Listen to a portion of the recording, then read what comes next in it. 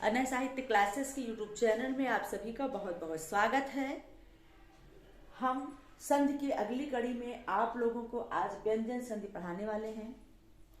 इसके पहले की कक्षा में मैंने आप सभी को स्वर संधि के प्रकार और उससे पूछा गया प्रश्न जो चयन बोर्ड ने अभी तक पूछा है वो भी मैंने आप तक पहुंचाया है, और व्यंजन संधि से पूछा हुआ प्रश्न मैंने आप तक पहुंचाया। आज की कक्षा में विसर्ग संधि पढ़ाएंगे। कौन सी संधि? विसर्ग संधि। विसर्ग संधि में भी कई तरह के नियम हैं। आइए पहले देखते हैं विसर्ग संधि क्या है। विसर्ग के साथ स्वर या व्यंजन के मेल से जो विकार होता है उसे विसर्ग संधि कहते हैं। विसर्ग के साथ स्वर या व्यंजन से जो विकार होता है उसे विसर्ग संधि कहा जाता है। क्या कहा जाता है? विसर्ग संधि। किससे? विसर्ग के साथ स्वर और व्यंजन मिलते हैं, उसमें जो परिवर्तन होता है वो विसर्ग संधि कहते हैं। इसमें विसर्ग के अनुसार जो है बदलता है स्वर और व्यंजन। ठीक है, आइए देखते हैं नियम नंबर 1, विसर्ग संधि का परिवर्तन कैसे विसर्ग के अनुसार होता है। आइए देखते हैं नियम नंबर 1, यदि विसर्ग के बाद श और सा मतलब तीनों सा,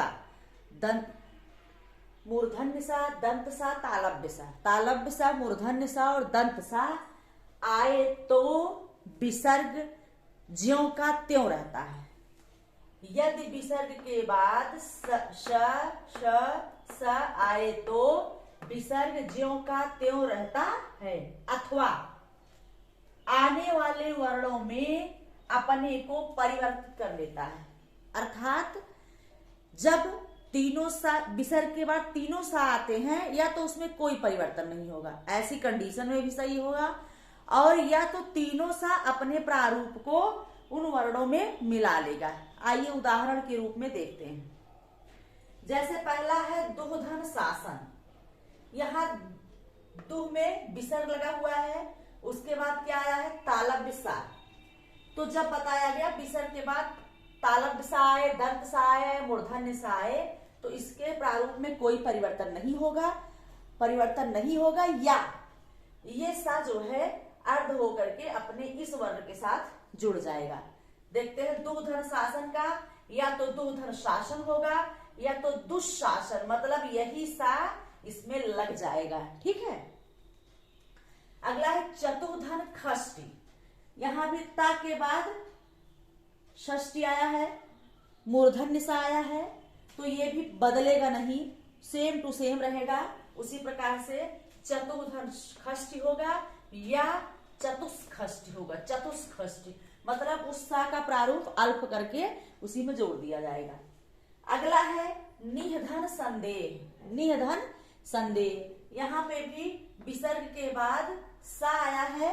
कौन सा सा है? दंत सा है, तो इसके प्रारूप में भी कोई परिवर्तन नहीं होगा, या तो परिवर्तन नहीं होगा, या वह जो है स्वर जो सा रहेगा व्यंजन वो आधा अल्प होकर के अगले व्यंजन के साथ जुड़ जाएगा। तो निधन संदेह भी सही होगा इसका, और निस्संदेह भी सही होगा। आने वाली परीक्षाओं में मान लीजिए प्रश्न पूछ लिया गया निस्संदेह और निस्संदेश को, तो आपको ये देखना है कि ये दोनों कंडीशन में सही होगा। ठीक है, ऑप्शन तो एक ही रहेगा, चाहे वो निसंदेह हो या निसंदेह हो, चाहे वो दुशासन हो या दुशासन हो, दोनों स्थिति में सही रहेगा। तो ये नियम नंबर 1 है, यदि विसर्ग के बाद सा, दंत सा, तालव्य सा, मूर्धन्य सा में से कोई सा रहे और वह विसर्ग उसमें कोई परिवर्तन नहीं करेगा, वो ज्यों का त्यों रहेगा, या वो तीनों सा अपने रूप को बदल करके उसी के साथ लग जाएंगे। नियम नंबर 2 विसर्ग में, नियम नंबर 2 में देखना है, यदि विसर्ग के बाद च, यदि विसर्ग के बाद च रहेगा तो वहां श हो जाएगा। सा यहां तालव्य सा की बात हो रही है, और यदि ट हो तो श जो कि मूर्धन्य होगा, और यदि त रहेगा तो वहां पर सा दंत सा हो जाएगा। विसर्ग के बाद यदि चा छा होगा तो वहां तालब बिसा हो जाएगा। विसर्ग के बाद ट ठा होगा तो मूर्धन्य सा हो जाएगा। और विसर्ग के बाद यदि ता था रहेगा तो वहां पर दंत सा हो जाएगा। ये नियम नंबर 2 है। जैसे उदाहरण आइए देखते हैं। निधन चय, निधन चय, यहाँ विसर्ग के बाद च आया है। बताया गया अगर च छा आएगा तो वहां कौन सा हो जाएगा, वहां पर तालब बिसा हो जाएगा। तो इसका हो जाएगा निश्चय। क्या हो जाएगा, निश्चय। अगला है दुधन थर, तो ता था होगा तो वहां पर दंत सा हो जाएगा। इसका हो जाएगा दुस्तर।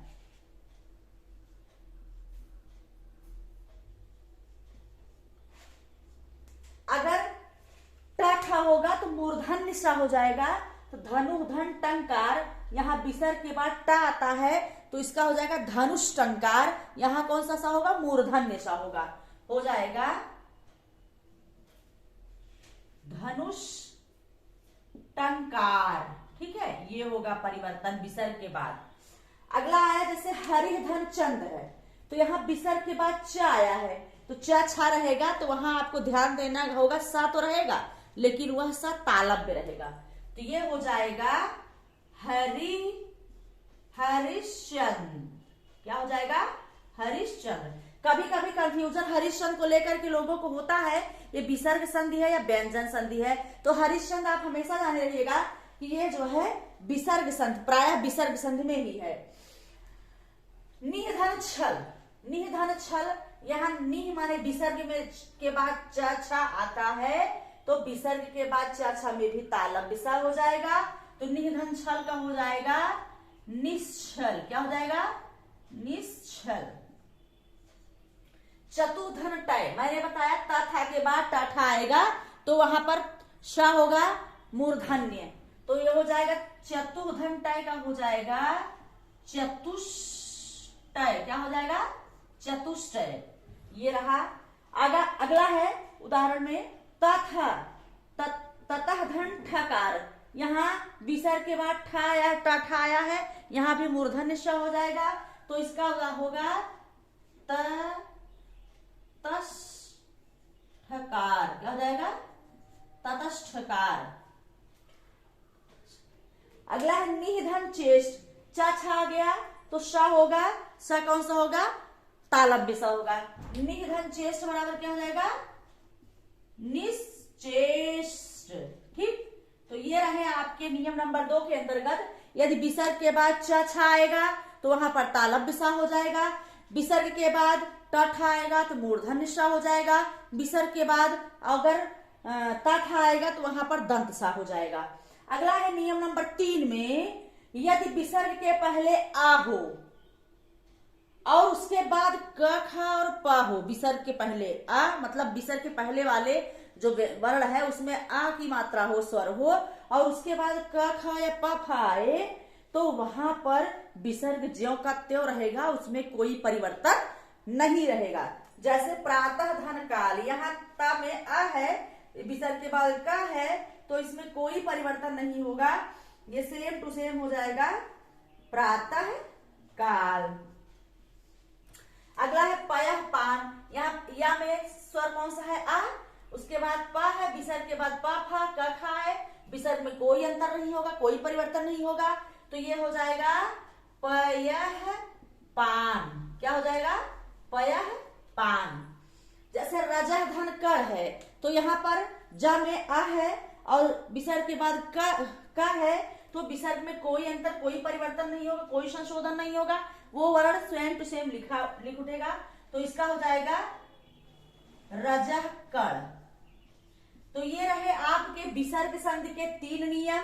पहले नियम में श, तीनों सा के बाद विसर्ग ज्यों का त्यों रहेगा, विसर्ग के बाद तीनों सा आएगा तो विसर्ग ज्यों का त्यों रहेगा। दूसरे नियम में च छा के बाद विसर्ग के बाद च छा आएगा तो स रहेगा, मतलब तालब बिसा। विसर्ग के बाद टा ठा आएगा तो वहां पर मूर्धन्य सा। विसर्ग के बाद ता था आएगा तो वहां पर दंत सा। अगला नियम, विसर्ग के पहले आ होगा, बाद में क ख या पा फा होगा तो वहां विसर्ग में कोई परिवर्तन नहीं रहेगा। तो आज की कक्षा में विसर्ग संधि से बस इतना ही। अगली कक्षा में अन्य नियमों के साथ फिर आपसे मिलेंगे। तब तक के लिए धन्यवाद।